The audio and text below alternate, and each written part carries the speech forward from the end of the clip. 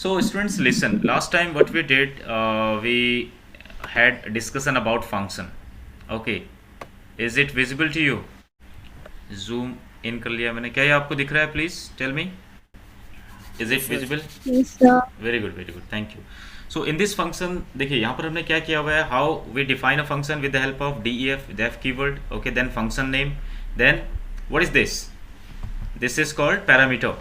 Okay, so these are the parameters in the function. ये last video में हम पढ़ चुके हैं, लास्ट क्लास में हम पढ़ चुके हैं इसको. ओके, उसके बाद क्या है नीचे? उसके बाद ये है फंक्शन डेफिनेशन या फंक्शन बॉडी. और यहाँ पर हमने ये मेन है प्रोग्राम का, प्रोग्राम यहाँ से शुरू होगा. और यहाँ पर ये है calling of function. Calling of function में यहाँ पर क्या दिया हुआ देखिए हमने, दीज आर कॉल्ड आर्ग्यूमेंट्स. ठीक है, तो यहाँ पर आपको क्या समझना है देखिए, what you need to understand first. Please write down. जो पहला पॉइंट है उसको लिखिए आप लोग. Arguments must be provided for all parameters. Arguments must be provided for all parameters. तो पहले इस पॉइंट को आप लोग समझिए. यहां पर क्या है देखिए, जो आर्ग्यूमेंट्स हैं, दीज आर आर्ग्यूमेंट्स. आर्ग्यूमेंट क्या होते हैं मैंने आपको बताया था. आर्ग्यूमेंट आपने लास्ट टाइम हम इसको लिख भी चुके हैं. ठीक है, जो भी हम फंक्शन को कॉल करते हुए जो हम यहां पर पास कर रहे हैं वेरिएबल्स को, इनको हम क्या कहते हैं, आर्ग्यूमेंट कहते हैं. इसके अलावा इसमें क्या हो सकता है, एक्सप्रेशन इसमें हो सकता है, लिटरल इसमें हो सकता है. This we have done in the last class. अगर आप उसको रिवाइज नहीं किया है तो प्लीज जरूर करिए. ठीक है, so these are the argument. ये क्या है देखिए आर्ग्यूमेंट. यहां पर मैं फंक्शन को कॉल कर रहा हूं. जब इस प्रोग्राम को आप रन करेंगे तो प्रोग्राम का जो इंटरप्रेटर है हमारा वो इसको इग्नोर करेगा, क्योंकि वो डेफ कीवर्ड को इग्नोर करता है, मैंने बताया था आपको. उसके बाद वो कहाँ आता है, मेन में आता है यहाँ पर. और मेन में वो क्या सर्च करेगा, क्या फंक्शन को कॉल किया गया है, नहीं किया गया है. अगर कॉल किया गया है तभी ये फंक्शन रन होगा. यस, यहाँ पर हमने कॉल किया है. फंक्शन कैसे कॉल करते हैं, with the name of function FUNC. Function का नाम क्या है, FUNC1. ठीक है, ये फंक्शन का नेम है. और इसमें ये हमने क्या पास किए हैं देखिए, दिस टू आर आर्ग्यूमेंट्स. ठीक है, अब ये आर्ग्यूमेंट मैंने आपको क्या बताया, arguments must be provided for all parameters. यहाँ पर पैरामीटर कितने हैं, वी हैव 2 पैरामीटर्स. तो यहाँ पर भी आर्ग्यूमेंट कितने दूंगा मैं, 2 आर्ग्यूमेंट्स हमें देना जरूरी है. This is necessary. लेकिन यहाँ पर एक चीज़ और आपको ध्यान में रखना है, यहाँ पर अगर 2 पैरामीटर्स हैं तो आर्ग्यूमेंट भी केवल 2 ही दे सकते हैं आप. ओके, आप यहाँ पर अगर यहाँ पर आप तीसरा आर्ग्यूमेंट भी देंगे MNY कर देंगे तो ये गलत हो जाएगा. यहाँ पर ये एरर मैसेज ये देगा. क्यों, क्योंकि यहाँ पर पैरामीटर कितने हैं, पैरामीटर तो 2 ही हैं, लेकिन आर्ग्यूमेंट कितने दे दिए हमने, 3 दे दिए हैं. सो this is wrong. Lavya, have you understood? Yes sir. Very good, thank you. तो यहाँ पर मैं क्या बता रहा हूँ आपको, जितने हमारे पैरामीटर हैं उतने ही हमें आर्ग्यूमेंट देने हैं. ठीक है, अब एक चीज और ध्यान में रखिए, जब इसको हम रन करेंगे तो m की वैल्यू कितनी है, m की वैल्यू है 10, n की वैल्यू कितनी है, the value of n is 20. तो होगा क्या देखिए, when function 1 will be called, जब ये कॉल होगा यहाँ पर तो m की वैल्यू 10 कहाँ पास हो जाएगी, a में पास हो जाएगी. और n की वैल्यू 20 कहाँ पास हो जाएगी, b में पास हो जाएगी. तो यहाँ पर a में हो जाएगा 10, b में हो जाएगा 20 और c इक्वल्स टू a+b. उसके बाद ये रन होगा 10 + 20 30 और प्रिंट से 30 इसका आंसर आ जाएगा. इसको देख लेते हैं एक बार, इसको हम सेव कर लेते हैं and let me run this program. If I run this program it will take me to interactive mode and यहाँ पर इसका आउटपुट दिखाएगा 30. ठीक है, 10 + 20 30. ये देखिए यहाँ पर ये आउटपुट आ चुका है. ठीक है, so this is how the program runs. ये कैसे, ये तो हम लास्ट में कर चुके हैं. अब यहाँ पर आपको क्या समझना है देखिए, यहाँ पर आपको जो समझना है दैट इज, पहला, number of parameters and number of argument ये क्या होने चाहिए, ये बराबर होने चाहिए. यानी कि इसका मतलब ये नहीं है कि यहाँ पर नंबर ऑफ आर्ग्यूमेंट्स आप यहाँ पर ज़्यादा एक्स्ट्रा आप दें, वहाँ पर वो एरर देगा. अब अगला जो हेडिंग डालिए, लिखिए उसको please, default argument. Default argument. Pratyaksh, are you writing? आप लोग लिख रहे हैं, please anyone can speak out. Are you writing? Yes sir. तो यहाँ पर डिफॉल्ट आर्ग्यूमेंट को समझना बहुत ज़रूरी है. देखिए यहाँ पर क्या है, what I am doing now. चलिए मैं दूसरा प्रोग्राम में ले लेता हूँ. ओके, तो यहाँ पर एक दूसरा प्रोग्राम है, देखिए मैंने लिखा हुआ है already, I have written this. यहाँ पर इस प्रोग्राम को आप ध्यान से देखिए, इसमें भी एक फंक्शन है, function 1, and here I have pass 3 parameters A, B and C. 3 parameter यहाँ पर हैं. ठीक है, लेकिन यहाँ पर मैंने क्या लिखा हुआ है देखिए, C = 10. This I have written. अब यहाँ पर आपको ये क्या समझना है, अभी मैं आपको नीचे समझा रहा हूँ इसको. यहाँ पर ये हमारा फंक्शन हमने शुरू किया है और ये फंक्शन की डेफिनेशन है. ठीक है, जब इस प्रोग्राम को आप रन करेंगे ये तो खैर इग्नोर हो जाएगा, पता ही है आपको. प्रोग्राम कहाँ से शुरू होगा, m से शुरू होगा. तो m = 10, n = 20 और फंक्शन 1 कॉल होगा यहाँ पर. ठीक है, ये कॉलिंग ऑफ फंक्शन है. इसमें कितने मैंने आर्ग्यूमेंट्स दिए हैं, I have given 2 arguments over here, ठीक है।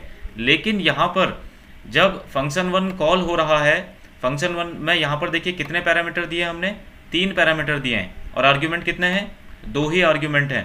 तो होगा क्या, देखिए जो m है, जो पहला जो ये आर्ग्यूमेंट है ये पास हो जाएगा a को, ठीक है। n दूसरा जो आर्ग्यूमेंट है उसकी वैल्यू पास हो जाएगी b को, और जो तीसरा है c, इसकी वैल्यू नीचे से नहीं आ रही, इसकी वैल्यू जो है ऊपर लिखा हुआ ऑलरेडी c इक्वल्स टू 10।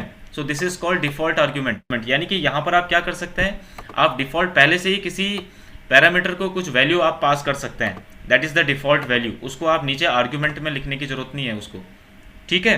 तो यहाँ पर 2 चीज़ आप समझिए, पहले तो आप ये समझिए m और n की वैल्यू किसको पास होगी, जो पहला जो आर्ग्यूमेंट है उसकी वैल्यू पास होगी पहले पैरामीटर को, दूसरा जो आर्ग्यूमेंट है उसकी वैल्यू पास होगी दूसरे पैरामीटर को, ठीक है। ऐसा नहीं है कि m की वैल्यू b को पास हो जाएगी और n की वैल्यू a को पास हो जाएगी, ठीक है।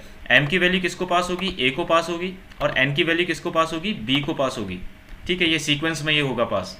उसके बाद c को यहाँ पर नीचे हमने नहीं लिखा है, देखिए c इक्वल्स टू कितना किया है मैंने, 10 किया है। तो जब इस प्रोग्राम को हम रन करेंगे तो क्या होगा, फंक्शन 1 ये कॉल होगा और ये यहाँ पर m की वैल्यू कहाँ आ जाएगी, a में आ जाएगी, यानी कि 10 आ जाएगा a में, n की वैल्यू 20 कहाँ आ जाएगी, b में आ जाएगी, और उसके बाद d equals to a plus b plus c, 10 plus 20 plus 10, यानी कि 10 प्लस 20 30, 30 प्लस 10 40, और प्रिंट d यानी कि 40 यहाँ पर प्रिंट हो जाएगा, ठीक है। चलिए देखते हैं इसको, दिस विल रन 40, ओके ये देखिए यहाँ पर प्रिंट हो गया 40, ठीक है।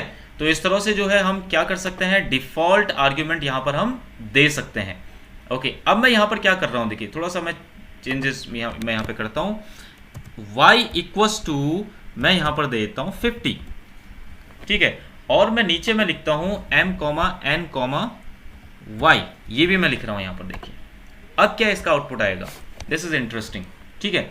यहाँ पर क्या है, फंक्शन 1 में ऊपर यहाँ पर how many parameters we have, 3 parameters we have, a b and c, और c के लिए मैंने वैल्यू दिया है 10, और नीचे आप आइए m n और y, 3 यहाँ पर हमने आर्ग्यूमेंट भी दे दिए हैं। तो होगा क्या, m की वैल्यू 10 कहाँ जाएगी, a में जाएगी, n की वैल्यू 20 कहाँ जाएगी, b में जाएगी, और y की वैल्यू कितनी है 50, ये कहाँ जाएगी इस बार, c में जाएगी। यानी कि यहाँ पर c की वैल्यू अब 10 नहीं होगी, ध्यान दो, ये 10 c की वैल्यू तभी होगी जब हम c के लिए कोई नीचे आर्ग्यूमेंट नहीं देंगे, जैसे लास्ट टाइम हमने नहीं दिया था। अगर मैं नीचे c के लिए कोई आर्ग्यूमेंट देता हूँ, जैसे मैंने यहाँ पर अभी दे दिया है 50, तो अब इसकी वैल्यू यहाँ पर आएगी 50, ना कि ये 10 होगी, ठीक है। इसका अब आउटपुट देखिए, अब इसका आउटपुट कितना आना चाहिए, 10 प्लस 20 प्लस 50, यानी कि 80 आना चाहिए। तो देखते हैं, इसको सेव कर लेते हैं, let me run this program, if I run this program the output will be 80, देखिए, so this is the output, 80 is the output. Have you understood? Please speak out. इसको समझ में आया, please speak out. Yes sir. Yes, sir. ठीक है, very good. Yes, sir. You can note down, और screenshot आप ले सकते हैं, चाहे बाद में आप नोट डाउन करें। अब यहाँ पर एक चीज़ आपको समझना ज़रूरी है। अगला देखिए, अगर मैं कुछ ऐसा करूँ, b इक्वल्स टू 40 कर दूँ यहाँ पर, तो ये क्या सही है या नहीं है, ये आपको समझना बहुत ज़रूरी है। हेलो स्टूडेंट्स, यहाँ पर आपको एक चीज़ समझना ज़रूरी है, यहाँ पर मैंने डिफ़ॉल्ट आर्ग्यूमेंट ये दिया हुआ है, लेकिन ये एरर शो करेगा। चलिए देखते हैं क्या एरर शो करता है। यहाँ पर प्रोग्राम रन ही नहीं होगा, देखिए सी क्या ये बोल रहा है, non default argument follows default argument, ठीक है, कुछ इस तरह की ये। हालांकि इसके मीनिंग पे मत जाइए आप, केवल ये यहाँ पर ये एरर शो कर रहा है। फिर से मैं इसको जूम इन कर रहा हूँ। अब ये एरर इसीलिए आ रही है, देखिए जब भी आप डिफ़ॉल्ट आर्ग्यूमेंट देंगे, ये जो डिफ़ॉल्ट मैंने दिया है, तो सबसे पहले आपको एक्सट्रीम राइट वाले को देना होगा। अगर मैंने एक्सट्रीम राइट वाले को दिया है तभी मैं उसके लेफ्ट वाले को डिफ़ॉल्ट दे सकता हूँ, वरना नहीं दे सकता हूँ। अब मैं b इक्वल्स टू 40 कर सकता हूँ, ये ध्यान दीजिए, ठीक है। b इक्वल्स टू 40 यानी कि लेफ्ट वाले को मैं वैल्यू डिफ़ॉल्ट आर्ग्यूमेंट तभी दे सकता हूँ जब मैंने राइट वाले को दिया हो। अगर मैंने राइट वाले को नहीं दिया है तो मैं लेफ्ट वाले को भी नहीं दे सकता हूँ। फिर अगर मैंने c को कोई डिफ़ॉल्ट नहीं दिया है तो मैं b को भी नहीं दे सकता हूँ। तो पहले किसको देना है डिफ़ॉल्ट, एक्सट्रीम राइट वाले को देना है, उसके बाद फिर किसको देना है, उसके बगल में जो लेफ्ट वाले को अगर आप देना चाहें, उसके बाद किसको देना है फिर, और जो उसके बगल में जो लेफ्ट है। ये समझ में आ गया सबके? Please speak out. समझ में आ गया ना? तो सबसे पहले डिफॉल्ट किसको आएगा, सबसे राइट वाले को आएगा, फिर उसके लेफ्ट, फिर उसके लेफ्ट। इसको मैं रन करके देखता हूँ, देखिए इसका आउटपुट क्या आएगा। इसका आउटपुट अभी वही आएगा, आई गेस 80 आना चाहिए जो लास्ट टाइम आया था। ठीक है, ये देखिए 80 इसका आउटपुट आया है। क्यों आया है 80 आउटपुट? क्योंकि यहाँ पर आप ये समझिए, ये 80 आउटपुट क्यों आया इसका, क्योंकि यहाँ पर जो है m, n और y तीनों को हमने वैल्यू दी है, 10, 20 और 50। वो तीनों यहाँ पास हो गई हैं, तो यहाँ पर ऊपर 50 और 10 का कोई मतलब नहीं है। ठीक है, अब हम आगे बढ़ते हैं तीसरा प्रोग्राम। ठीक है, let me zoom this out and the third one. Okay, just wait.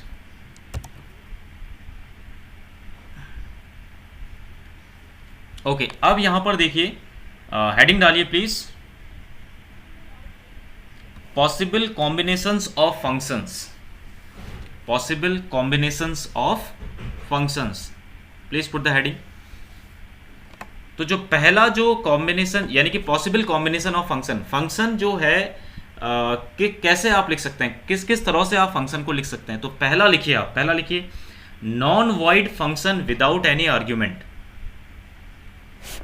Non void function, non void function without any argument.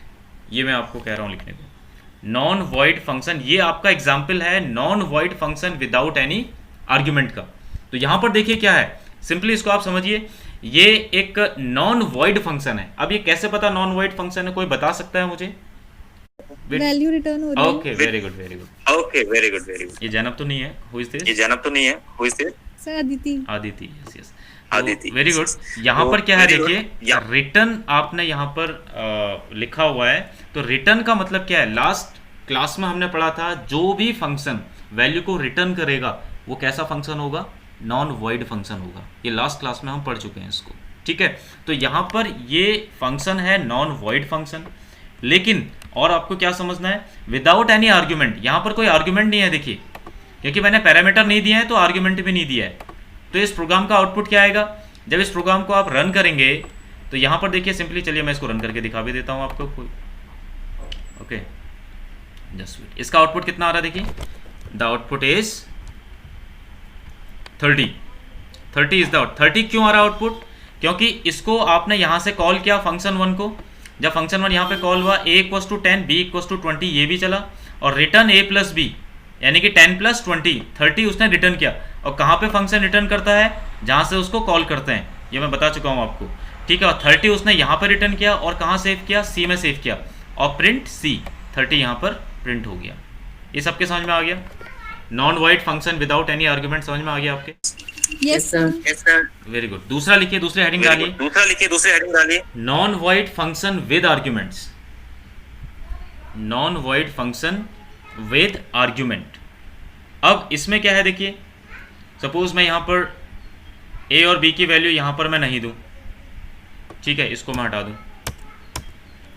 और यह है नॉन वॉइड फंक्शन, या नॉन वॉइड फंक्शन यानी कि रिटर्न करेगा। मैं इसको कर रहा हूँ a कॉमा b कर लेते हैं इसको, और नीचे हम कर लेते हैं यहाँ पे x equals to 10, y equals to 30, और यहाँ पर हम इसको पास कर लेते हैं x कॉमा y। तो ये क्या हो गया, non void function with argument. ठीक है, यहाँ पर क्या होगा देखिए, ये नॉन वॉइड फंक्शन है क्योंकि रिटर्न कर रहा है, और ये विद आर्ग्यूमेंट भी है क्योंकि इसमें 2 आर्ग्यूमेंट दिए हैं, और आर्ग्यूमेंट के लिए जितने आर्ग्यूमेंट होंगे उतने पैरामीटर भी होंगे, आपको पता ही है, या कहीं जितना पैरामीटर है उतना आर्ग्यूमेंट होंगे। ठीक है, तो ये है non void function with argument. ठीक है, तो इसमें कैसे होगा देखिए, ये यहाँ से कॉल होगा फंक्शन 1, x की वैल्यू 10 है, y की वैल्यू 30 है, 10 और 30 कितना होता है 40, यानी कि 10 और 30 पहले यहाँ पास होगी, a में 10 हो जाएगा, b में 30 हो जाएगा, return a plus b, 10 plus 30 यानी कि 40 रिटर्न करेगा ये फंक्शन। ठीक है, कहाँ रिटर्न करेगा, जहाँ से इसको कॉल किया गया है, और ये सी में सेव हो जाएगा 40 और प्रिंट हो जाएगा 40। इसको रन करके देख लेते हैं। First save it, then run it. ठीक है, देखिए 40 हो गया इसका आउटपुट। ठीक है, तो ये हो गया non void function with argument. अब अगला लिखिए, तीसरा लिखिए, void function without argument. Void function without argument. अब ये क्या होता है void function without argument? Void मतलब ये रिटर्न नहीं करेगा, सिंपल। मैंने यहाँ पर दे दिया a इक्वल्स टू 10, ठीक है, and b equals to 20 and print, simply हमने लिखा a प्लस b। ठीक है, और विदाउट आर्ग्यूमेंट है तो मैं यहाँ पर पैरामीटर भी नहीं दे रहा हूँ। थर्ड आपने क्या लिखा? वॉइड फंक्शन विदाउट आर्ग्यूमेंट लिखिए, वॉइड फंक्शन विदाउट आर्ग्यूमेंट। तो सिंपली हमने इसको इस तरह से लिख लिया। ये हो गया वॉइड फंक्शन विदाउट आर्ग्यूमेंट। अब ये वॉइड फंक्शन क्यों है? क्योंकि ये कोई रिटर्न नहीं कर रहा है, और विदाउट आर्ग्यूमेंट है। देखिए यहाँ पर कोई भी आर्ग्यूमेंट नहीं दिया, कोई भी पैरामीटर नहीं है, तो सिंपली इसका आउटपुट क्या होगा? इसका आउटपुट क्या होगा? अगर मैं यहाँ पर इसको मैं कर लेता हूँ 80 कर लेता हूँ इसको, इसका आउटपुट होगा यहाँ पर ये फंक्शन कहाँ से चलेगा? ये जो प्रोग्राम है कहाँ से चलेगा? अगेन फंक्शन कॉल से चलेगा। यहाँ से फंक्शन कॉल होगा फंक्शन 1 और a equals to 80 b equals to 20 print a plus b 100 प्रिंट हो जाएगा सिंपली। ठीक है, तो ये हो गया वॉइड फंक्शन विदाउट आर्ग्यूमेंट। ठीक है, देखिए 100 प्रिंट हो गया। ओके, समझ में आ गया third type? Yes, sir. Yes, sir. Okay, अब अगला फोर्थ लिखिए, the last one, void function with argument. इसका एग्जाम्पल आप खुद मुझे देंगे। ये आपका होमवर्क है और ये आपको मुझे आज ही गूगल क्लासरूम में या फिर मेरे मेल पे जो है आपको सेंड करना है। Void function with argument. Okay, now come to the next. अगला हेडिंग डालिए, receiving the value of function as tuple. Receiving the value of function as tuple. Receiving the value of function as tuple. ठीक है, please write on this and इसको हम चलिए बस इतना ही कर लेते हैं। इसको प्रिंट डेफ सम, इसको हम कर लेते हैं a कॉमा b और रिटर्न कर देते हैं simply return a plus b comma a minus b। इसको हमने रिटर्न कर दिया प्रिंट c। ठीक है, इसको हम सेव करते हैं। क्या हेडिंग डाली है आपने? लविया क्या हेडिंग डाली बताइए? Receiving the value of function as tuple. As tuple. ठीक है, receiving the value of function as tuple, ये आप समझ रहे हैं अभी। तो इसमें क्या है, देखिए यहाँ पर हमने एक फंक्शन लिखा फंक्शन 1, उसमें आपने 2 पैरामीटर पास किए। ठीक है, और जब ये फंक्शन कॉल होगा तो क्या ये रिटर्न करेगा? पहले वैल्यू रिटर्न करेगा a प्लस बी, दूसरा वैल्यू रिटर्न करेगा a माइनस बी। चलिए अब नीचे आते हैं। फिलहाल ये तो इग्नोर होगा, ये तो नहीं चलेगा। कहाँ से चलेगा? ये मेन से चलेगा। x equals to 10, y equals to 30 और c इक्वल्स टू क्या है? फंक्शन 1 को आपने यहाँ पे कॉल किया है, इसको ये फंक्शन 1 को आपने कॉल किया है। तो यहाँ पर क्या लिखा आपने? x कॉमा y, 2 आपने आर्ग्यूमेंट पास किए। x की वैल्यू 10 है, y की वैल्यू 30 है। तो यहाँ पर 10 कहाँ चले जाएगा? x से a में चले जाएगा, और y से 30 कहाँ चले जाएगा? b में चला जाएगा, क्योंकि ये कॉल होगा ना फंक्शन 1। तो पहले क्या रिटर्न होगा?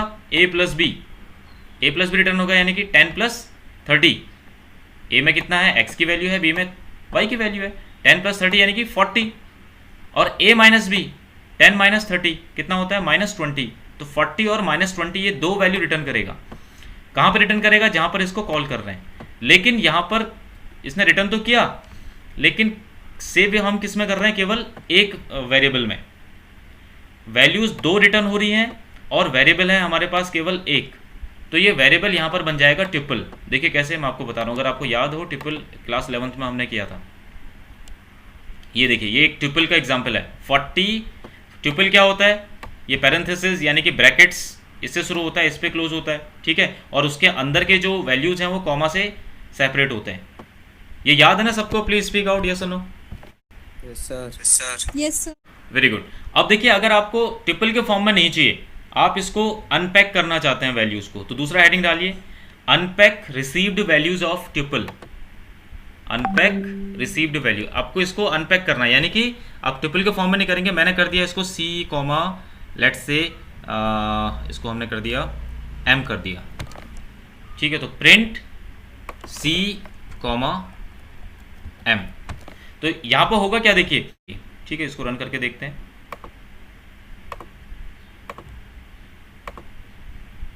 अब भी आएगा 40 और -20, ये देखिए, लेकिन यहां पर इस समय ये ट्रिपल के फॉर्म में नहीं आया। देखिए, इफ यू नोटिस दिस, ये ट्रिपल के फॉर्म में नहीं है। क्यों नहीं है?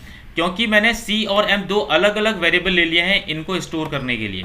तो A प्लस बी यानी कि 10 + 30 40 कहाँ जा रहा है? 40 जा रहा है C में। ओके, 40 जाएगा C में, और A माइनस बी यानी कि 10 - 30 -20 ये कहाँ जाएगा? ये जाएगा M में, और प्रिंट हो गया 40 और M - 20, ये दोनों प्रिंट हो चुके हैं। तो ये है unpack received values of triple.